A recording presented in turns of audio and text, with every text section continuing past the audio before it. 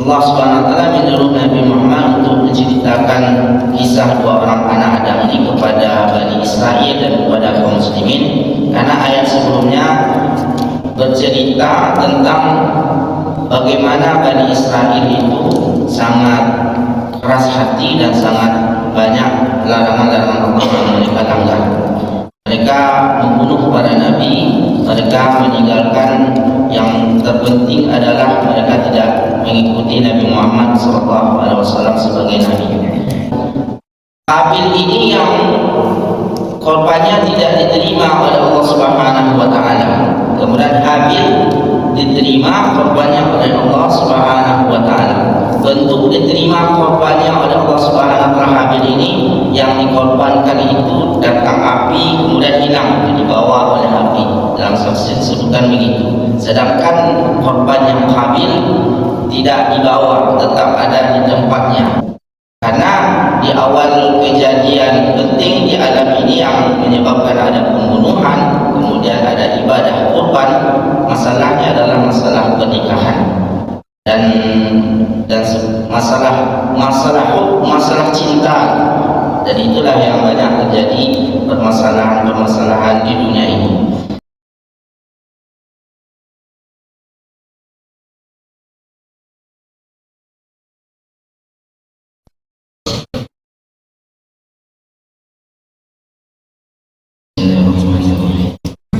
Assalamualaikum warahmatullahi wabarakatuh. Alhamdulillahi rabbil alamin, alladzi ahyana ba'dama amatana wa ilaihin nusyur. Asyhadu an la ilaha illallah wahdahu la syarika lah, wa asyhadu anna Muhammadan abduhu wa rasuluhu la nabiyya wa la rasula ba'dahu. Allahumma zidna ilman warzuqna fahman waj'alna min ibadika shalihin. Allahumma a'inna ala dzikrika wa syukrika wa husni ibadatik. Allahumma rabbi shrah li sadri wa yassir li amri wahlul 'uqdatam min lisani yafqahu qawli. Yang kami muliakan Bapak Ibu jamaah salat subuh Masjid Al-Muhajirin rahimahumullah, bersyukur kita kepada Allah Subhanahu wa taala pada subuh hari ini. Allah Subhanahu wa taala tetap mencurahkan karunia kepada kita sehingga kita telah melaksanakan salat subuh yang kita lakukan secara berjamaah. Semoga hari-hari dan waktu yang Allah berikan ini menjadi berkah untuk hidup kita menuju akhirat. Amin ya rabbal alamin. Kemudian kita bersalawat untuk junjungan kita Nabi Muhammad sallallahu alaihi wasallam. Allahumma shalli ala Muhammad wa ala alihi wa sahbihi ajma'in. Bapak Ibu yang dirahmati Allah Subhanahu wa taala, kita subuh hari ini akan belajar dari tafsir surah Al-Maidah yang ayatnya kita baca di sholat tadi, yaitu surah Al-Maidah ayat 27 sampai ayat berapa ayat setelahnya insyaallah. Ayat ini menyampaikan tentang peristiwa kurban yang pertama yang ada di atas dunia ini, yaitu kejadian antara dua orang putranya Nabi Adam alaihissalam yang memberikan kurban, tapi tidak keduanya diterima oleh Allah Subhanahu wa taala. Satu diterima dan satu ditolak oleh Allah Subhanahu wa taala. Ayatnya berbunyi, a'udzu billahi minasyaitonir rajim. Bismillahirrahmanirrahim. Watlu 'alaihim naba'a bani Adam bil haqq id qarraba qurbanan fatuqbila min ahadihima wa lam yutaqabbal min al-akhar. Qala la aqtulannak. Qala innama yataqabbalu Allahu minal muttaqin. Wahai Muhammad, ceritakanlah kepada mereka, artinya kepada Bani Israel dan juga kepada kaum muslimin semuanya, naba abnai Adam, tentang berita dua orang anak Adam.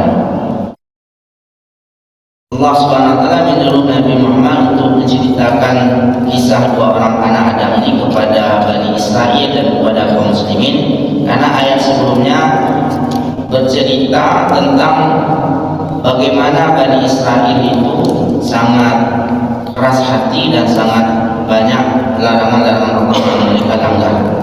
Mereka membunuh para nabi, mereka meninggalkan yang terpenting adalah mereka tidak mengikuti Nabi Muhammad SAW sebagai nabi.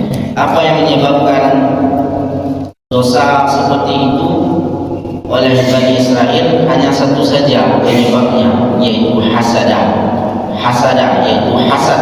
Sehingga dengan hasad yang mereka pendam dalam hatinya, yakin ini adalah nabi yang Allah utus dan mereka sudah lama menunggu nabi tersebut, yaitu Nabi Muhammad, untuk diikuti dan diimani, karena mereka selalu membaca kitabnya, kitab Taurat, kitab Zabur yang sebelumnya Allah turunkan.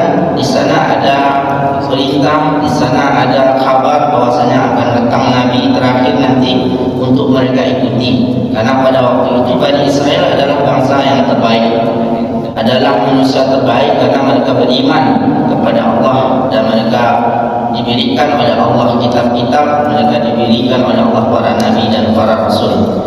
Dan ujian terakhir untuk mereka adalah untuk beriman kepada nabi terakhir, yaitu Nabi Muhammad. Dengan diutusnya Nabi Muhammad sebagai rasul dan mereka melihat, mereka mengenal dan mengetahui ini adalah nabi dan rasul, bahkan lebih mengetahui, lebih yakin ini rasul daripada dibandingkan dengan mereka yakin akan anak mereka sendiri. Seorang bapak tentu tahu ini anaknya, apa sifatnya, bagaimana karakternya. Dari jauh sudah kelihatan mana anaknya, mana yang bukan anaknya. Kadang suaranya saja sudah dia tahu ini adalah suara anaknya. Bani Israel lebih tahu sebenarnya tentang Nabi Muhammad daripada tentang anaknya sendiri. Namun ketika sudah Allah utus betul-betul Nabi itu, yaitu Nabi Muhammad sebagai Nabi, mereka justru tidak mengikutinya atau menolaknya. Kenapa? Karena tadi penyakitnya hasad. Dan ini ayat menceritakan persamaan Bani Israel itu dengan anak Adam, yang mana dosa seperti itu ada ternyata ranjinya, ada ternyata seniornya yang lebih dahulu melaksanakan. Maka Allah Subhanahu wa taala menyampaikan kepada Nabi Muhammad agar diceritakan tentang kisah dua orang anak Adam itu bil haq, dengan betul-betul, jangan ditambah, jangan dikurangi sebagaimana yang terjadi. Idh qarraba qurbanan fatuqbila min ahadihima. Ketika dua orang anak Adam itu memberikan korban, jadi korban itu memang asalnya adalah kata kurban, yang kita syariatnya pada hari raya Idul Adha nanti juga adalah kurban. Dari kata qarraba itu mendekatkan, atau ya mendekatkan, qarraba qarib. Jadi korban itu sesuai dengan namanya, hakikatnya adalah untuk mendekatkan hamba dengan Allah Subhanahu wa taala. Dan itu adalah salah satu perintah yang sebenarnya adalah ujian, bisa melaksanakan atau tidak. Karena tidak ada kemanfaatan bagi Allah dari korban yang kita laksanakan. Kambing atau sapi disembelih, kemudian setelah sembelih kita masak kita makan, manfaatnya juga untuk kita, untuk Allahnya mana? Adalah perintah itu saja. Allah suruhkan kita untuk menyembelih korban dan kita sembelih, kemudian korbannya juga dimakan oleh manusia. Kalau kita logikakan seperti itu, sebenarnya hanya prosesnya saja yang kita jalani, yang kita lakukan. Yang kita juga beruntung, kita juga yang makan, kita juga yang bisa berhari raya. Allah Subhanahu wa taala hanya melihat kesungguhan hamba ini melaksanakan perintahnya atau tidak sungguh-sungguh. Kalau salat mungkin kita berpikir sengaja kita salat memang Allah lihat salat kita begitu, tidak ada manfaat langsung ke kita. Kalau tidak kita fikirkan sebenarnya ada manfaatnya. Tapi kalau korban lihat kita sembelih, lalu kita juga yang makan dagingnya, kita juga yang masak, kita juga yang kenyang. Dan Allah Subhanahu wa taala hanya melihat kesungguhan kita di sana. Fatuqbila min ahadihima, lalu diterimalah korban salah seorang dari anak Adam tersebut, wala yutaqabbal minal akhar qala la'qulanna, dan yang satu lagi tidak diterima. Lalu yang tidak diterima itu berkata kepada saudaranya yang korbannya diterima oleh Allah Subhanahu wa taala, sungguh aku akan membunuh engkau. Ini adalah kisah yang tidak disebutkan di dalam Al-Quran namanya, tapi akhirnya juga diketahui nama-nama mereka yang berperkara ini. Diketahui dari mana? Dari hadis Nabi SAW dan juga dari kitab-kitab sebelum Al-Quran, kitab Zabur, kitab Injil, kitab Taurat yang disebut di dalam tafsir Israiliyat, tafsir dari Bani Israel, dari kitab-kitab yang Allah banyak turunkan sebelumnya kepada Bani Israel, sehingga yang tidak dijelaskan di dalam Quran di sana ketemu. Cuma Nabi menyampaikan kalau seandainya ada penekanannya atau pembetulannya dari Nabi, berarti yang disampaikan di kitab-kitab mereka yang masih ada itu betul adanya. Tapi kalau tidak ada, bahkan bertentangan, maka tidak diterima. Dan jika tidak ada di dalam Al-Quran, tidak juga di hadis Nabi SAW, dan Nabi juga diam tentang itu, maka bisa diterima, bisa tidak diterima. Dan soal nama-namanya juga begitu. Nama itu jika bisa membantu, maka diterima, selagi tidak ada bertentangan dengan Al-Quran. Maka disebutkan di tafsir yang lain, di tafsir Israiliyah itu dari kitab-kitab sebelumnya, bahwasanya mereka itu adalah Qabil dan Habil. Qabil lebih tua, kemudian yang lebih mudanya adalah Habil. Qabil ini yang korbannya tidak diterima oleh Allah Subhanahu wa taala. Kemudian Habil diterima korbannya oleh Allah Subhanahu wa taala. Bentuk diterima korbannya oleh Allah Subhanahu wa taala Habil ini, yang dikorbankan itu datang api kemudian hilang, dibawa oleh api. Dalam tafsir disebutkan begitu. Sedangkan korban yang Habil tidak dibawa, tetap ada di tempatnya. Dan Qabil mengorbankan tanaman atau buah-buahan atau biji-bijian karena beliau memiliki kebun, dan Habil mengorbankan domba karena beliau memiliki ternak. Dan Qabil memilih dari kebun, hasil kebunnya itu yang paling buruk, yang paling jelek, karena beliau berpikir ini adalah korban, tentu korban itu yang paling jelek. Itu dalam pemikiran. Bahkan ketika tidak sengaja, dalam tafsir disebutkan tidak sengaja dia membawa biji yang baik, lalu ketika melihat ada di antara korbannya yang baik, maka diambil yang baik tadi kemudian dimakannya langsung, sehingga tinggal semua betul-betul yang jeleknya saja. Sedangkan Habil yang berkorban domba tadi sengaja memilih domba yang paling sehat, yang paling bagus, yang paling baik menurutnya. Dan akhirnya Allah Subhanahu wa taala menerima korbannya Habil, lalu dihilanglah korban itu, dan menurut riwayat kemana perginya domba tersebut diangkat oleh Allah Subhanahu wa taala ke langit. Lalu itulah yang Allah turunkan nanti ketika di dalam kisah Nabi Ibrahim alaihissalam. Domba itu yang Allah turunkan diberikan kepada Nabi Ibrahim untuk disembelih. Kenapa ada korban ini oleh mereka berdua? Karena mereka bersengketa tentang pernikahan. Ini kan banyak juga terjadi masalah pernikahan, ini masalah penting juga, ya.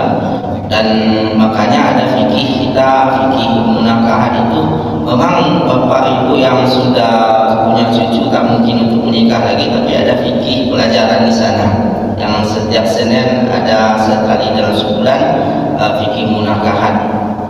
Jangan ketika ada materi fikih munakahan berpikir bagaimana kita menikah lagi, tidak harus, tapi ada pelajaran yang penting. Karena di awal kejadian penting di alam ini yang menyebabkan ada pembunuhan, kemudian ada ibadah kurban, masalahnya adalah masalah pernikahan dan masalah cinta. Dan itulah yang banyak terjadi permasalahan di dunia ini. Lalu kejadiannya adalah Qabil ini punya Allah Subhanahu wa taala sebelumnya mengkaruniai kepada Adam dan istrinya Hawa, bahwasanya Hawa ini setiap melahirkan selalu kembar. ditakdirkan oleh Allah setiap dia melahirkan kembar, dan kembarnya itu satu laki satu perempuan. Dan Hawa melahirkan sebanyak 20 kali, dalam tafsir disebutkan 20 kali. Berarti anak Nabi Adam itu berapa? 40 orang. 40 orang anak Nabi Adam yang langsung dari rahimnya Hawa. Dan Adam itu masih hidup menemukan anaknya dan cucu-cucunya dalam riwayat sebanyak berapa? 40.000 orang. Jadi cucunya, anak dan cucu-cucunya serta cici-cicinya itu bertemu dengan beliau, jumlahnya sudah berapa? Sudah 40.000. Berapa banyak anak cucu saya 40.000 gitu kan. Dan kita sebenarnya adalah juga anak cucu Nabi Adam alaihissalam. Maka manusia itu disebutkan Bani Adam, anak keturunan Adam alaihissalam. Dan syariat yang Allah perintahkan kepada Nabi Adam untuk pernikahan, tidak boleh satu perut atau satu kembar itu menikah sesama mereka, harus disilang. Dan Qabil dalam riwayat adalah anaknya yang pertama Nabi Adam alaihissalam, atau dia salah seorang yang kembar, kemudian setelahnya adalah Habil. Dan Qabil ini punya saudari kembar yang lebih cantik, lebih bagus dibandingkan dengan kembarnya Habil, sehingga Qabil ingin menikahi saudari yang sama lahir dengan dia. Dan memang karena menikah dengan saudari di waktu Nabi Adam melahirkan itu harus terjadi begitu, karena tidak ada manusia lain yang bisa dinikahi. Maka syariat ini disilang saja, dan sampai setelahnya diperjauh,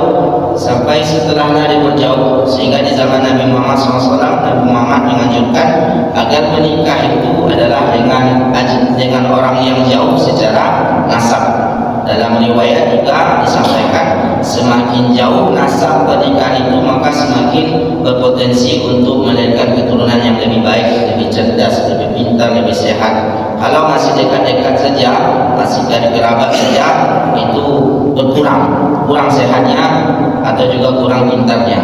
Maka ada syariat disampaikan oleh Muhammad agar jauh-jauh orang Riau nikah dengan orang Aceh, dengan orang Jawa menikah dengan orang Sunda, orang Minang, kalau bisa begitu, supaya anaknya lebih sehat dan lebih cerdas. Dan Nabi Adam AS sebenarnya tidak boleh menikah satu kembaran, maka menikah dengan kembaran lain. Maka ketika sudah di usia pernikahan, disuruhlah untuk Habil menikahi saudarinya Qabil, dan Qabil tidak menerima.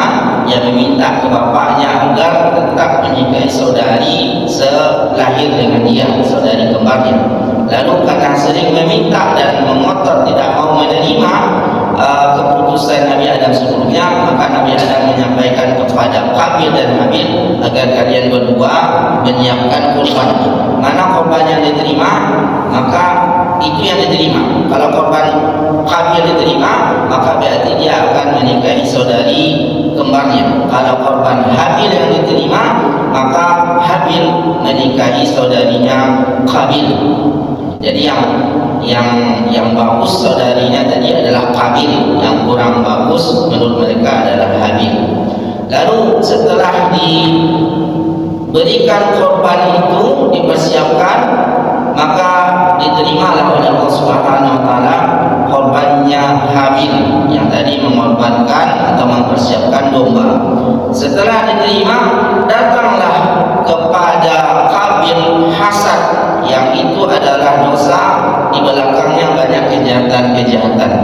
Di antaranya adalah yang langsung terucap dan disampaikan dan terniat oleh Qabil adalah karena kedengkian itu korbannya tidak diterima, korban saudara yang diterima, kata Qabil adalah la aqtulannak, saya akan membunuh engkau.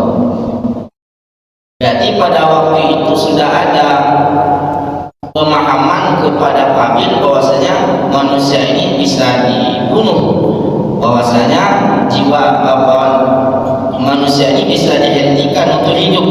Kan belum pernah sampai waktu itu pengalaman ada manusia yang meninggal di zaman mereka berdua ini, zaman Nabi Adam alaihissalam. Tapi sudah ada bayangan, sudah pemahaman bagi dia bahwasanya manusia ini tidak selamanya hidup, sehingga dia bilang, kamu saya bunuh. Mungkin itu juga kata-kata pertama yang diucapkan tentang pembunuhan. Nah, kalau kita sekarang sudah banyak kan, sebelum kita banyak mati, banyak dibunuh, banyak yang gantung diri, ada yang kecelakaan, meninggal macam-macam, dan kita mengetahuinya. Di zaman mereka kan belum ada yang meninggal, belum ada yang mati terjatuh, belum hanyut, yang dibunuh oleh orang belum ada. Dan itu sampai dan sudah paham berarti Qabil tentang bahwasanya manusia tidak selamanya hidup, ada masa meninggal, sehingga diancam oleh Qabil kepada Habil agar Habil ini dibunuhnya. Waktu itu dalam riwayat usia Habil itu baru 20 tahun. 20 tahun. Jadi masih baru dewasa, masih baru sebagai pemuda. Qala inna ma yataqabbalullahu minal muttaqin. Lalu Habil tadi yang mau dibunuh berkata, sesungguhnya yang diterima oleh Allah adalah korbannya orang bertakwa. Maksudnya, kenapa engkau membunuh aku? Ini adalah korban dan Allah menerima. Allah menerima korban orang takwa. Kenapa?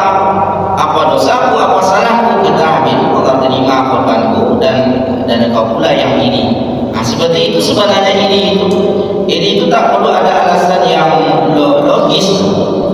Masa ini tak ada hubungan dengan Habil, hubungan berarti dengan Allah saja, dengan Allah Subhanahu wa taala. Ini Allah terima, ini tidak diterima.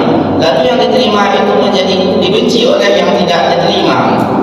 Kan sebenarnya kalau mau benci-benci sama Allah gitu kan, tetapi karena hasad itu menghilangkan logika juga manusia, maka yang didengkikan oleh Qabil adalah saudaranya yang diterima oleh Allah Subhanahu wa taala. Maka soal dengki-medengki itu sebenarnya kalau kita sebagai orang yang didengkikan, tak perlu juga kita pusing. Kenapa dia dengki sama saya? Kenapa dia marah sama saya? Ya begitulah sifat daripada orang pendengki itu, tak perlu ada logika, tak perlu ada jawaban. Yang penting hatinya dengki dan yang dilakukannya tidak baik, tidak normal. Dan diceritakan ini oleh Nabi Muhammad, disuruh oleh Allah menceritakan kepada Bani Israel oleh Nabi Muhammad, karena seperti itulah Bani Israel itu. Mereka mendengki akan Nabi Muhammad SAW sebagai Nabi, dan mereka berbuat apa saja yang perbuatan itu tidak bisa kita pahami dan dilogikakan oleh akal pikiran kita, dan terjadi sampai sekarang ini. Maka di penelitian kenapa orang Israel itu membunuh kaum muslimin, dicari penyebab karena mereka mengganggu orang Palestina, mengganggu orang Israel, itu tidak ada semuanya. Yang jelas karena mereka dengki kepada kaum muslimin itu saja, bukan karena perjanjian yang dilanggar oleh orang Palestina, bukan orang Palestina mengganggu mereka. Alasannya satu saja, karena mereka dengki kepada kaum muslimin, dan kedengkian itu berkekalan abadi sampai hari kiamat nanti. Sebagai orang muslim itu sebagai cobaan dan sebagai kesempatan untuk syahid mendapatkan hal yang terbaik di sisi Allah Subhanahu wa taala, dan bagi mereka adalah azab yang dengannya mereka dilaknat oleh Allah, bahkan dianggap dilaknat oleh Allah yang kita baca setiap salat. Maghdubi alaihim, yang mereka dimarahi oleh Allah Subhanahu wa taala. Waladhdallin itu adalah orang Nasrani. Bapak Ibu yang dirahmati Allah Subhanahu wa taala, di sini Habil ingin membunuh Habil karena korbannya Habil diterima oleh Allah Subhanahu wa taala, dan Habil berusaha menjelaskan itu karena Allah menerima korban orang-orang yang bertakwa. Kau tidak diterima, berarti ada masalah di sama takwa. Kenapa pula ini kepada aku, kata Habil. Dan ini juga berlaku sampai kita korban nanti, korban kita juga karena proses korban sebagaimana kita ceritakan tadi, sebenarnya kita menyembelih hewan, kita makan, kita nikmati adalah untuk kita juga. Lalu yang diterima oleh Allah apanya? Dan takwa kita di dalam menjalankan syariat itu. Kita betul karena Allah atau tidak? Karena perlu juga kita tanya, kadang berkorban supaya karena segan, karena berkorban karena sering di WA oleh panitia, korban, karena korban karena sebagai kepala, sebagai ketua, sebagai pimpinan di sebuah tempat atau lembaga atau perusahaan, masa dia tidak berkorban, yang anak buahnya berkorban? Kan niatnya macam-macam. Maka perlu diingatkan, niatnya macam-macam itu tidak diterima, hanya satu saja diterima sebagai ibadah adalah yang berkorban karena takwa. Kenapa dia berkorban?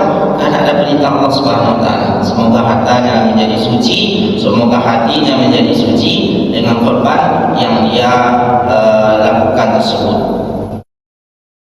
La in basatta ilayya yadaka litaqtulani ma ana bi basiti yadi ilayka liaqtulak.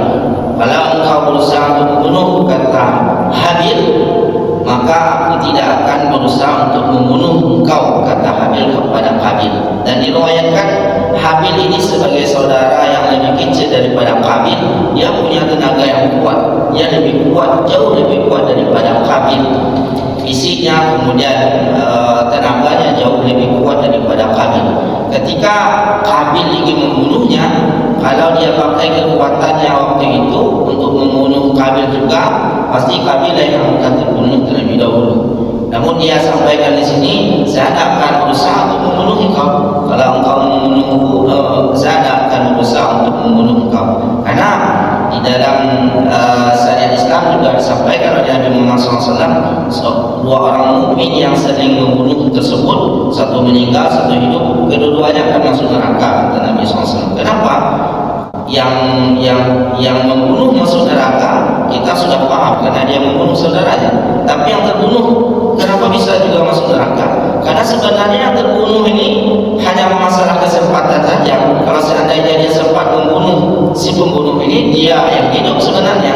Tapi karena kalah, disuruh dia yang meninggal. Maka ketika ada perkalian sesama orang mukmin, sesama manusia, kedua-duanya masuk neraka. Kecuali kalau yang terbunuh itu adalah orang yang memang terzalimi, yang seperti Habil ini tidak ada usaha dia, keinginan dia untuk menyelamatkan nyawa saudaranya atau untuk membunuh saudaranya. Dan Habil melakukan hal demikian. Ma'ana bibasiti yadiya ilaika yaqul, saya tidak ingin membunuh kau. Kalau kau membunuhku, saya tidak ingin membunuh engkau. Inni akhafullah rabbal alamin. Karena saya takut kepada Allah, Tuhan semesta alam. Nah, Nabi Adam itu sebenarnya adalah didikan terbaik semuanya oleh Adam alaihissalam sebagai Nabi, sebagai Rasul yang pertama, manusia pertama yang Allah utus ke atas bumi ini. Jadi keimanan mereka tak bisa diragukan lagi tentang akhirat, tentang balasan. Sebagaimana terucap oleh Habil ini akhafullah rabbal alamin, saya takut kepada Allah. Apakah Qabil tak faham tentang itu? Faham Qabil itu, karena mereka dididik oleh bapak yang sama, oleh guru yang sama, yaitu Adam alaihissalam. Tapi pemahamannya itu dihilangkan karena tadi hasadnya tadi. Masa dia tidak diterima, saudaranya terima, akhirnya dia menikahi tidak menikahi saudarinya yang lebih cantik, yang lebih baik daripada saudarinya Habil. Dan Habil masih ingat tentang itu, tentang Allah, tentang balasannya, tentang hari akhir, maka dia tidak melakukan kejahatan di saat itu. Inni uridu an tabu'a bi ithmi wa ithmika fatakuna min ashabin nar. Sesungguhnya aku ingin engkau membawa dosaku dan dosa engkau sendiri sehingga engkau menjadi penduduk neraka. Ya, kalau seandainya engkau bunuh, kata Habil, maka engkau akan membawa dosaku dan dosa engkau sendiri, nanti dia masuk neraka, kata Habil. Diingatkan seperti itu menjelang dibunuh. Ini ada dialog sebelum pembunuhan, diingatkan dengan banyak nasihat supaya Habil mengurungkan dan membatalkan niatnya untuk membunuh Habil. Karena kalau engkau membunuh, engkau akan berdosa. Dosanya tidak ada dosa engkau saja, dosa aku juga engkau bawa. Dosa aku yang engkau bawa itu maksudnya adalah ada beberapa dalam tafsir disebutkan. Yang pertama seperti tadi, dua orang yang membunuh itu semua sebenarnya kedua-duanya berdosa kalau mereka ingin membunuh. Tetapi Habil dihilangkan keinginannya, tapi dosa itu secara kuantitas masih ada. Cuma milik siapa sekarang? Tidak ada yang memilikinya. Kecuali ketika Qabil membunuh Habil, maka dosa itu dimiliki oleh Qabil jadinya. Kalau seandainya Habil tadi berkeinginan keinginan juga, maka dosanya untuk Habil. Tapi keinginan itu tak ada, maka dosa keinginan untuk membunuh itu dibawa oleh Qabil, ditambah dengan dosa Qabil itu sendiri yang membunuh. Bisa paham apa itu? Jadi dosa pembunuhan itu ibaratnya dua lah gitu kan, dua, pembunuh dan yang terbunuh ya, karena saling membunuh kan. Nah, sekarang yang terbunuh ini tidak ingin membunuh, maka dosa yang ini pindah ke sana, yang dosa sana juga tetap ada. Jadi hidup ini biizni wa iznika, dosaku dan dosa kau akan ditanggung kedua-duanya oleh pembunuh yang di sini adalah Qabil. Jadi dosa, itulah dosa itu bisa dipindah-pindahkan sebagaimana apa yang kita ketahui nanti di akhirat ada yang membawa dosa orang lain, bukan karena apa bertentangan dengan ayat wala yaziru wazatu wizra ukhra, seseorang tidak menanggung dosa orang lain kalau tidak ada alasan. Tapi kalau seandainya ada alasan, dia menanggung dosa orang lain. Apa alasannya? Kezalimannya kepada orang lain. Dosa zalim itu, yang berlaku zalim itu akan bertambah. Dosa seorang zalim itu bertambah, yang ditambahkan dari mana? Dari dosanya orang yang mazlum. Seorang yang zalim itu nanti caranya di akhirat kan dipertemukan yang zalim dengan mazlum. Ini zalim, ini mazlum. Kemudian ini zalim ini apa yang akan dilakukan nanti di akhirat? Yang mazlum ini, yang dizaliminya ini meminta kepada zalim pahalanya. Ya, kalau mazlumnya pahalanya misalkan kalau kita angkakan baru 100, dia minta lagi 100 dari yang zalim. Ketika zalim ini tak ada lagi pahalanya, maka dosa orang yang dizalimi ini dipindahkan kepada orang yang menzalimi. Maka semakin banyak kezaliman dilakukan oleh orang, semakin banyak dia akan memberikan pahalanya kepada orang lain jika ada, dan jika tidak ada lagi pahalanya, maka dosa orang lain itu akan dia bawa, sehingga dosa ini yang mazlum menjadi berkurang. Apa saja yang disebut dengan mazlum, orang yang terzalimi, banyak. Ada hak berupa benda yang tidak diberikan, ada hak nama baik yang mereka cemarkan, ada betul-betul fisik yang mereka zalimi. Jadi zalim itu segala sesuatu yang tidak pada tempatnya, itu adalah kezaliman. Nah, kalau tidak hanya masalah fisik saja, di penjara, dipukul, disiksa, itu juga adalah kezaliman. Tapi ada berupa uang misalkan, harta yang seharusnya milik dia, kemudian diambilnya, tidak diberikan, itu juga kezaliman. Nah, ini semakin banyak kesempatan seseorang untuk bertugas membagi kebaikan kepada orang lain, semakin banyak juga kemungkinan dia untuk berlaku zalim. Kenapa? Ketika tidak dibagi, maka berarti tidak menunaikan hak orang lain. Di saat itulah dia berlaku zalim.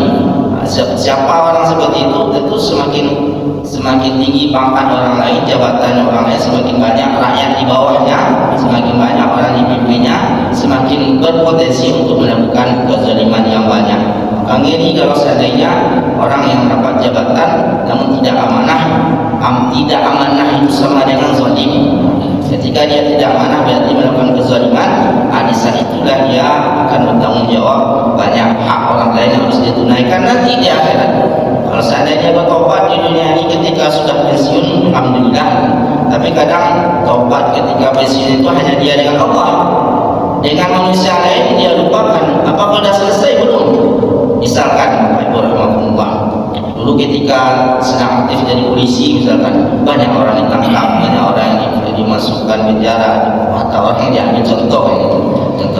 Ketika sudah pensiun kan banyak yang tobat kan, masjid, tidak pengajian terus. Tapi orang yang dulu bagaimana, selesai atau belum? Belumlah selesai.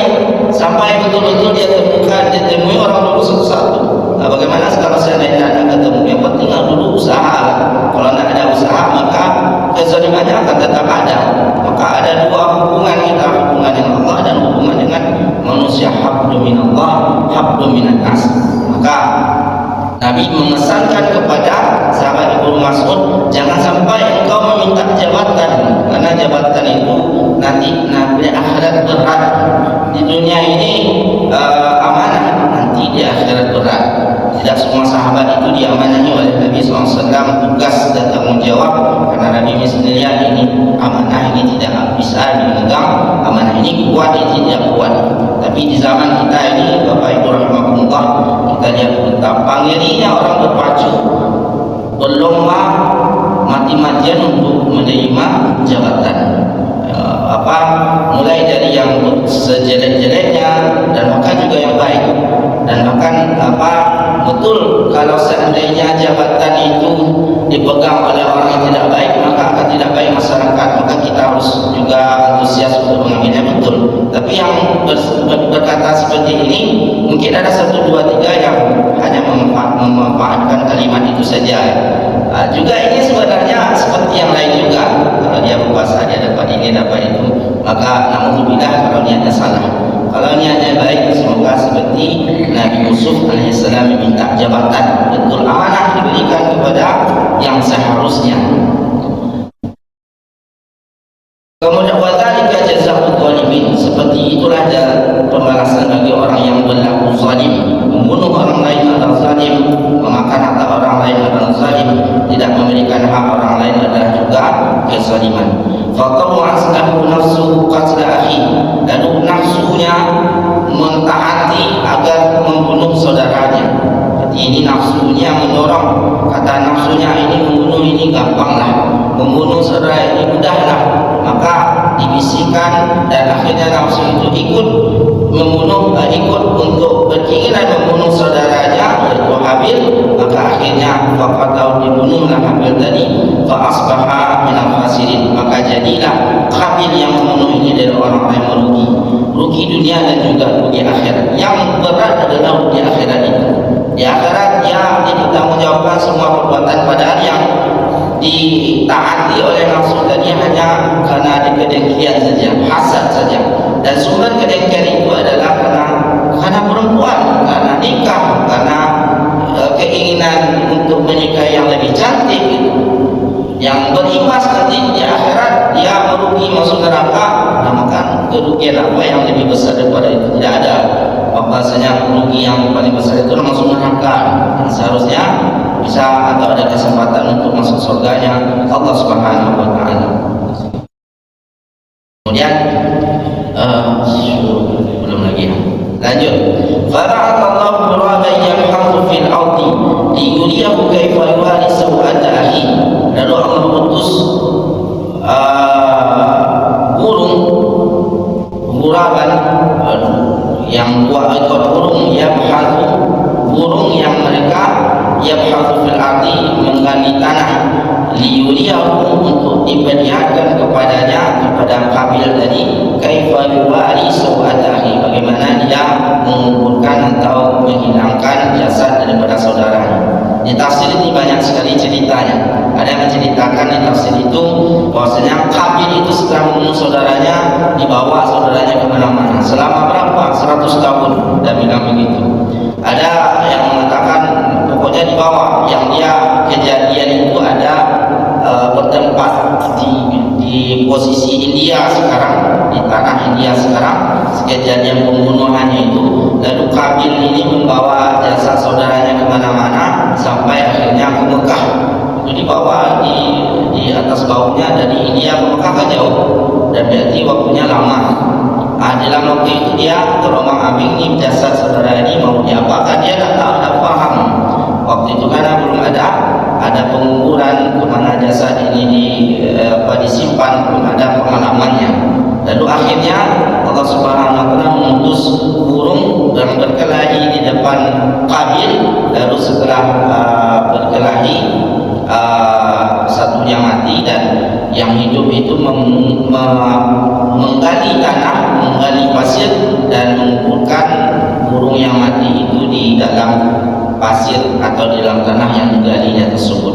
Dan ada yang mengatakan burung itu datang kepada Habil dan Habil semasa mereka belum terjadi pembunuhan, masih keinginan oleh Habil untuk membunuh Habil, datang burung dan mereka di depannya mati gitu. Dan dikuburkan. Setelah itu, kalau begitu cara membunuhnya, kata Habil kan. Dan pengalaman dia melihat burung berkelahi dan membunuh saudaranya, maka dibunuh juga saudaranya seperti itu. Dan juga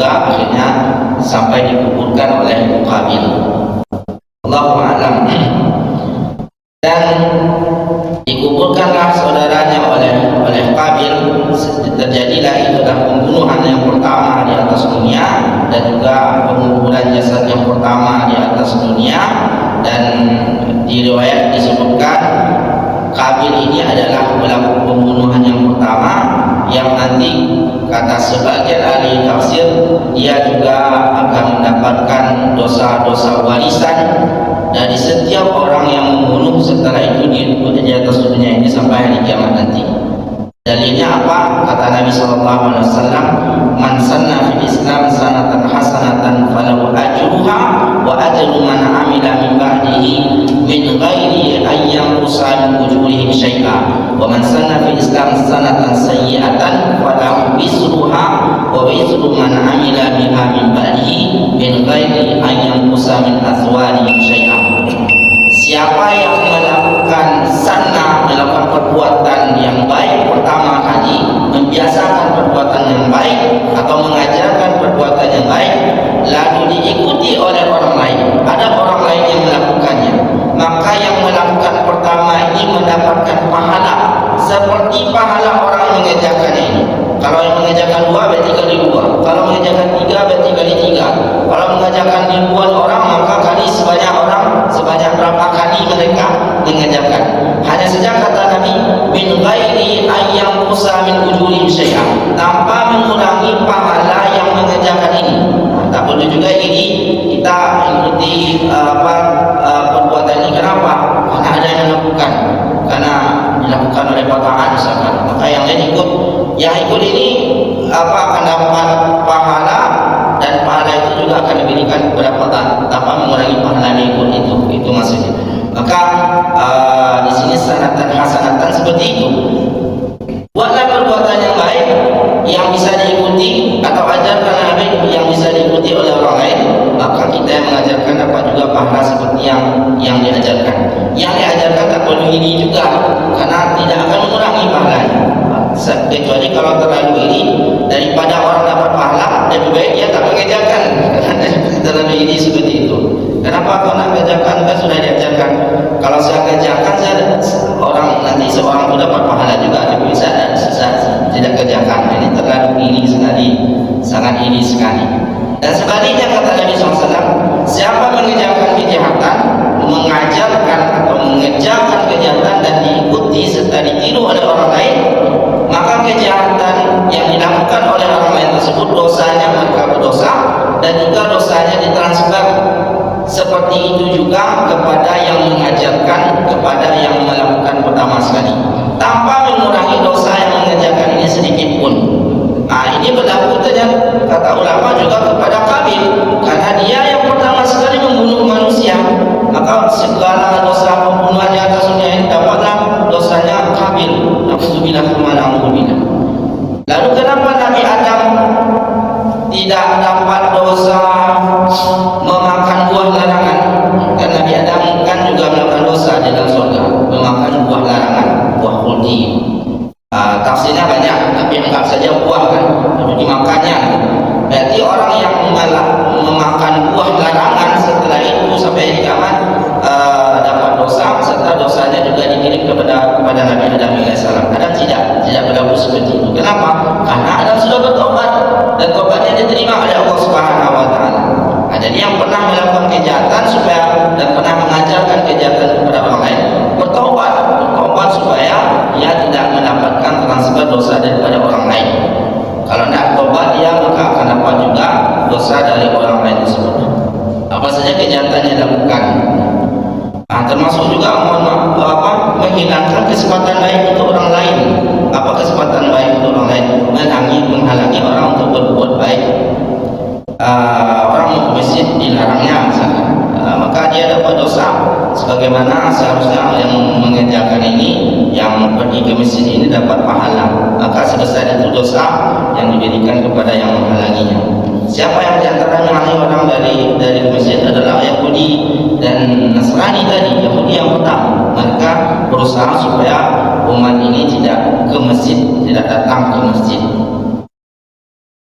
Wa asbaha minal nadimin. Lalu menjadi orang-orang yang menyesallah Habil tadi. Berarti dia bertobat. Ternyata dari ini tidaklah tobat dari Habil, tetapi apa maksud dia menyesal itu adalah sekarang saudaranya tidak ada. Menyesal dia saudaranya sekarang tak ada. Menyesal dia saudaranya sudah meninggal. Bukan menyesal karena dia melakukan perbuatan dosa, sehingga disebutkan Habil sebagai pembunuh tetaplah meninggal dalam keadaan tidak bertobat kepada Allah Subhanahu wa taala. Lalu ayat selanjutnya min ajil, kembali lagi kepada Bani Israel. Cerita sepenggal ini sebelum ada cerita tentang Bani Israel dan setelahnya juga adalah tentang Bani Israel. Berarti ini disampaikan oleh Allah agar disampaikan kepada Bani Israel oleh Nabi Muhammad SAW, bahwasanya yang kalian lakukan sekarang ini adalah dosa hasad, kedengkian yang dulu juga pernah ada dilakukan oleh anak Adam, yaitu dua orang anak Adam yang satu membunuh saudaranya yang lain. Maka tidak perlu heran dengan dosa-dosa yang mereka ulang dan mereka lakukan seperti itu, karena sudah ada kejadiannya dulu di atas dunia ini.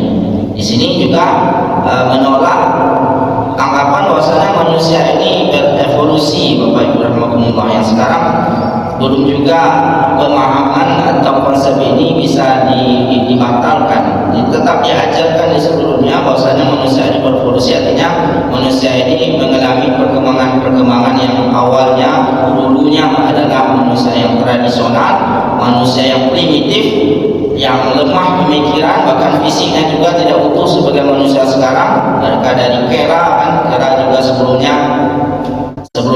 jadi kera itu manusia itu adalah kata, sebelum kata itu manusia adalah ikan, sebelum ikan itu adalah air. Kata ilmuwan begitu kan, awalnya adalah air, kemudian karena air lama tergenang menjadi ikan di sana. Ikan ini perlu juga mau ke darat, maka jadilah dia kata. Kata ini karena melompat-lompat saja ingin juga naik ke pohon, jadilah dia kera. Dan setelah lama di pohon ingin turun ke bawah dan capek berjalan dengan 4 kaki, berdirilah dia dengan 1 kaki, jadilah manusia. Ini kan teori evolusi yang pasti tidak betul, tapi ini teori tidak terbatalkan sampai sekarang, artinya tetap dipercayai oleh dunia. Itu juga ada peran politik atau masalah politik di sana, kenapa tidak bisa dibatalkan. Dan Islam tidak seperti itu. Manusia pertama adalah manusia cerdas, manusia baik, manusia utuh, bahkan mungkin lebih cerdas, jauh lebih cerdas dari sekarang. Adam alaihissalam manusia baik, kemudian juga anak-anaknya. Dan kepada Bani Israel disampaikan bahwasanya ketika terjadi pembunuhan itu, maka mereka yang membunuh berdosa. Kepada Bani Israel juga akan ada dosa ketika membunuh orang lain, dan ini berlaku untuk semua manusia, termasuk juga umat muslim yang membunuh saudaranya yang lain tanpa alasan. Katabna ala Bani Israel, kami tetapkan kepada Bani Israel dan juga kepada kaum muslimin, kepada semua manusia, annahu man qatala nafsan bighairi nafsin, siapa yang membunuh satu jiwa, satu nyawa atau satu manusia, bighairi nafsin, tanpa ada alasan, bighairi nafsin, tanpa karena alasan itu seperti yang terjadi di Riyadh, di Mekah, di Saudi. Kan ada tukang jagal itu membunuh orang juga kan, dipancungnya kepada orang karena yang dipancungnya ini terhukum mati. Sebagai pemancung apakah dia berdosa? Tidak berdosa, karena tugasnya itu, karena tugasnya untuk membunuh orang lain. Tanpa alasan itu dia bunuh orang lain, atau bukan karena alasan yang dibunuh ini membuat kerusakan di atas bumi, faka'anna ma qatala an-nasa jami'an, maka dosa membunuh itu sama seperti membunuh seluruh manusia. Besar dosanya. Membunuh satu orang itu sama dengan membunuh semua manusia di atas dunia. Anda lihat berapa banyak orang yang dibunuh oleh Bani Israel, oleh Zionis sekarang, yang sudah 200-an hari sejak kejadian 7 Oktober itu di Gaza atau di Palestina. Ini sudah di atas 40.000 yang meninggal. 40.000 itu sangat banyak sekali, yang sampai sekarang ternyata belum selesai perang. masih berlanjut. Selagi mereka bisa mampu merudal, maka mereka rudal. Selagi mereka masih bisa menembak dan mereka tembak, dan tidak habis-habis peluru serta dana untuk menyerang orang Gaza, Muslim di Gaza itu ada Israel. Karena dananya dari seluruh dunia dan termasuk juga dananya dari kita ketika membeli produk mereka. Maka jangan berhenti, kata para ulama kita, untuk melakukan boikot apa saja produk yang akan dikirim keuntungannya untuk membantu Israel membunuh kaum muslimin. Jangan sampai sekarang dan selanjutnya untuk dibeli. Walaupun sekarang Indonesia ada yang sudah diboikot dan begitu ganti nama itu, dan ada yang juga membela dari ustaz-ustaz kita sudah boleh makan berpokok di sana, maka ini akan melukai umat Islam seluruh dunia. Kalau seandainya di Barat sekarang, di Eropa itu banyak demonstrasi dan mereka memperlihatkan untuk memboikot produk Israel itu, mereka tidak Muslim, tapi karena simpati kepada Palestina dan merasa sebagai sesama manusia dan orang Palestina sedang dijajah, mereka memboikot. Kita Muslim ini susah sekali di Indonesia ini untuk mengajak memboikot. Jangan makan yang maksudnya kayak gini kan. Dia kecil kan, kecil, cuma produk-produknya itu kita makan enggak. Masa dengan harga 1.000 ini membantu peluru juga, pikiran kita juga begitu. Tapi kalau kita ini 200.000, berapa 200 juta ya, 200 juta di Indonesia ini, pikiran begitu kan banyak juga.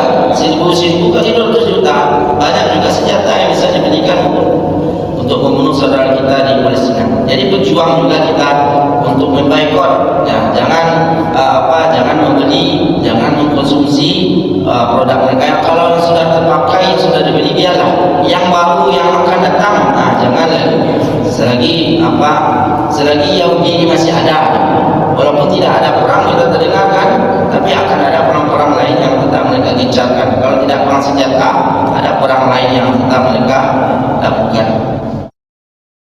Sudah suruh. Itu saja Bapak Ibu rahimakumullah. Semoga hikmah dari tafsir surat Al-Maidah ayat 27 tadi sampai kita baca dan belum selesai sebelumnya ayat 32, semoga bermanfaat. Silakan Bapak Ibu juga lihat artinya.